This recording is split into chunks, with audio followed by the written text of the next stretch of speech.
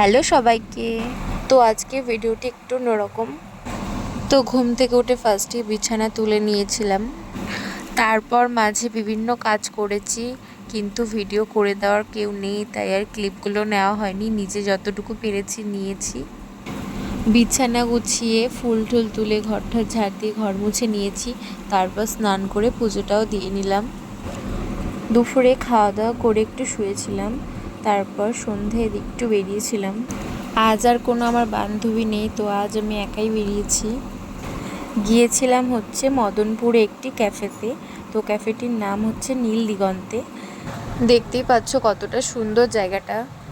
ওখানকার খাওয়ার দাওয়ার নিয়ে তো কোনো কথাই হবে না, জাস্ট এক কথা অসাধারণ। আর স্টাফদের ব্যবহার তো প্রচণ্ড ভালো।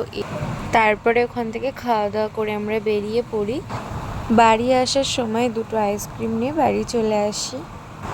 বাড়ি এসে আমি একটু শুয়ে থাকি, কোনো জায়গায় গেলে আমি খুব ক্লান্ত হয়ে পড়ি, তার জন্য বাড়ি এসে আমি আগে শুই। তো শুয়ে থেকে কী করবো, তখন চোখের কাজল দেখতে পেয়ে চোখের কাজল উঠাচ্ছিলাম। তো এই ছিল আজকের ভিডিও। যদি ভিডিওটি ভালো লেগে থাকে তো like, comment, share and subscribe করে দিও। তো টাটা।